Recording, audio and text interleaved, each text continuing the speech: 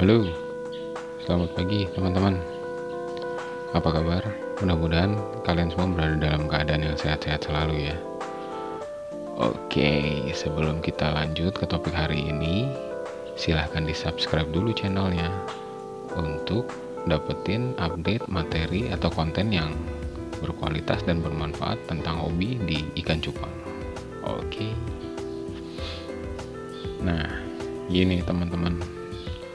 Hari ini kita mau ngobrol-ngobrol santai masalah harga ikan cupang ya. Jadi ini konten dibikin karena ada beberapa DM yang masuk ke Instagram. Nah itu nanyain gitu kan, Bang, kok harga ikan cupang tuh sekarang mahal ya? Atau yang paling spesifik gitu, misalnya, Bang, ikan cupang di tempat lu ada yang sekian gak harganya? Terus Bang, kalau sekarang jual ikan cupang pada mahal-mahal sih? Nah kayak gitu ya.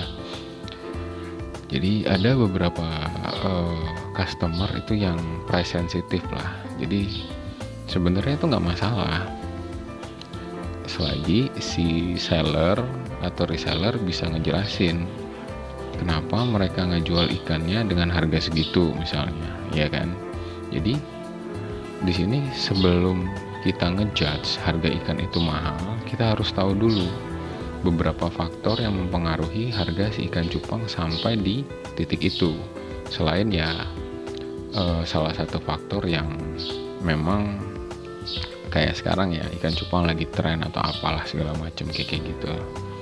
Nah yang pertama, sebagai buyer yang cerdas, kita harus tahu nih faktor penentu harga ikan cupang itu adalah kualitas ikannya. Nah semakin bagus kualitas ikan, itu otomatis harganya semakin mahal teman-teman. Nah dari mana kita bisa ngelihat kualitas ikan itu bagus atau jelek? Di postingan konten sebelumnya kan saya udah jelasin tuh di pertama banget cara memilih ikan cupang.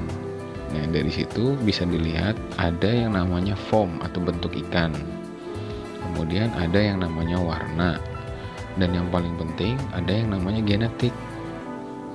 Jadi singkatnya itu 3 faktor itu yang mendasari penentuan salah satu penentu harga ikan cupang.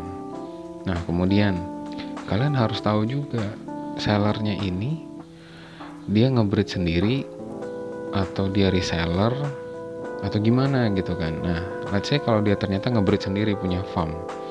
Kalau dia punya farm, dia farmnya di mana? Di rumah, di toko, nyewa, punya sendiri, iya kan?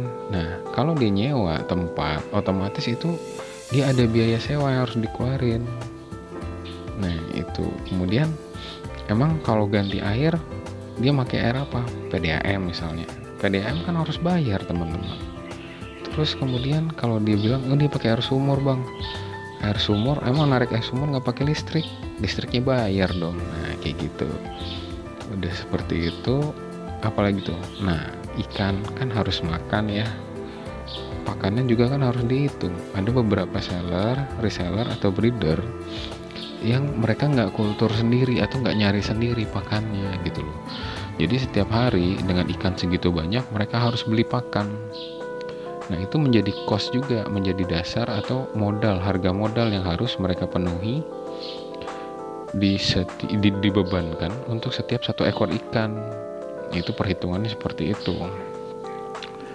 Terus apalagi itu ya, itu sih variabel-variabel dasar yang secara general ya, yang kalau kita bisa lihat yang menjadi faktor-faktor penentu harga si ikan cupang itu yang jelasnya gitu kan. Kita nggak usah cerita masalah dia lagi happening atau trending sekarang, itu di luar itu semua.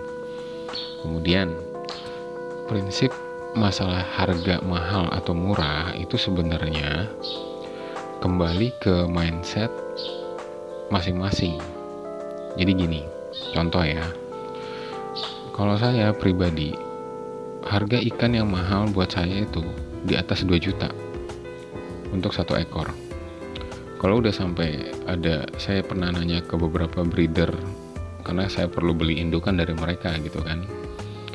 Kalau mereka udah listing harga sampai di 2,5 juta, nah itu menurut saya udah mahal. Nah jadi konsep mahal tadi itu kita ukur pakai apa? Ya pakai dananya kita teman-teman. Jadi kita kan punya budget nih sebenarnya untuk hobi ya. Untuk beli ikan misalnya budget saya itu yang paling mahal, kalau saya pribadi nih contohnya, oke, let's say 2 juta.